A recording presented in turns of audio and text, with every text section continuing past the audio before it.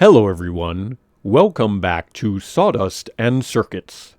Today we're revisiting an older design, repurposing a few parts, adding a few new ones, and seeing if we can create something interesting.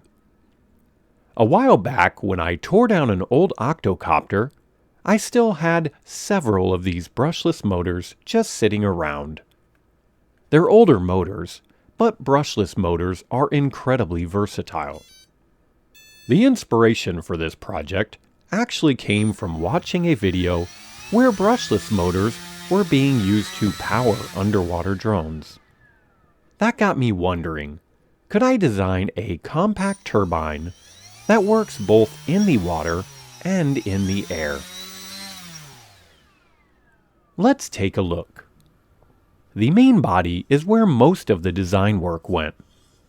It has 4 mounting holes for the motor, built-in ribs that may help reduce vibration, clearance channels for the motor wires, and a 1/4-inch mounting point for attaching it to different brackets and fixtures. Is it an engineering masterpiece or just another overcomplicated 3D print? You decide in the comments. The motor mounts using 4 M3 by 10mm screws.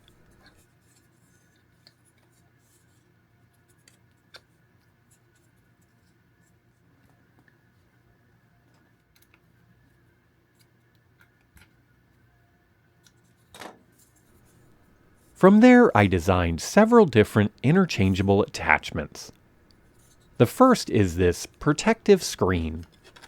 If this were actually being used underwater, this would probably be the safest option since it would help keep debris away from the intake. Then there's this horn-shaped inlet. It might look strange, but the idea is to smooth airflow as it enters the turbine. Finally, we have this funnel-shaped nozzle. Now for my favorite part, the turbine itself. This was surprisingly fun to design. It simply slides onto the motor, and I added 3 M2 by 6mm screws, just in case it tries to leave the building.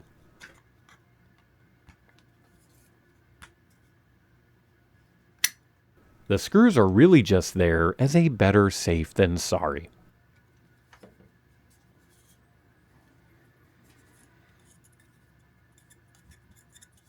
The base includes wire clearance as well, although these connectors are just too large to make that possible.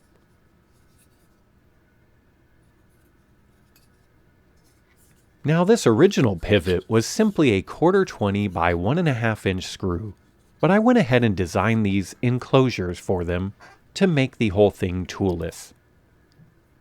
I try whenever possible to design these so that the hardware needed would be available locally.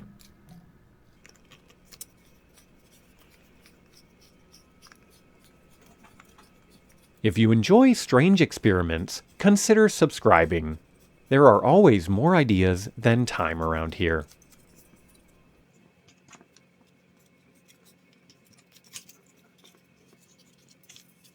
I like when the adjustment doesn't require any tools at all.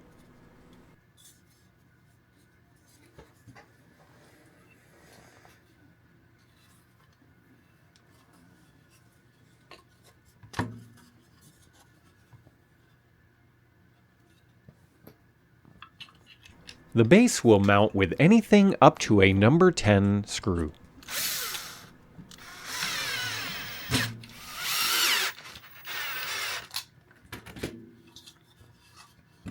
Let's hook this up and see what happens.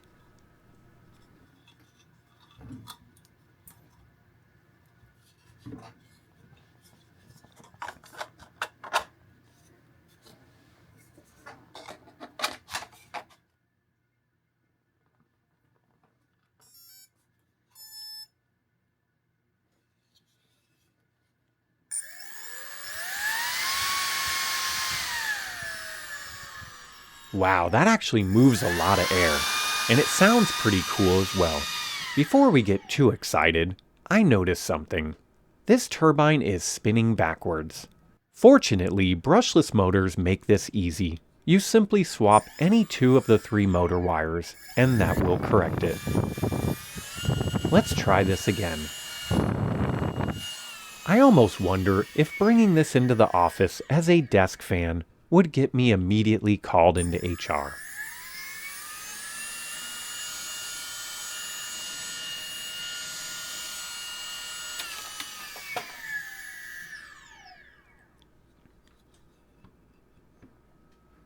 Now the real question here is how much airflow are we actually getting? Let's break out the airspeed meter and see. Wow, we're actually seeing over 20 miles per hour. Not bad for a pile of spare parts and a few hours CAD work. Of course, measuring the numbers is only half of the fun. Let's add a little smoke and see what the airflow actually looks like.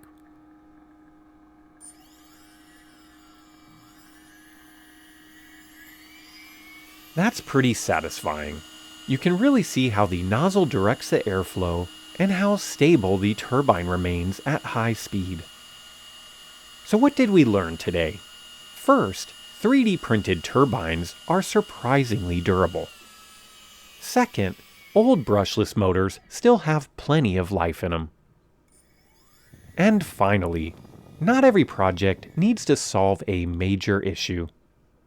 Some projects take weeks, some take days, and some only take a few hours.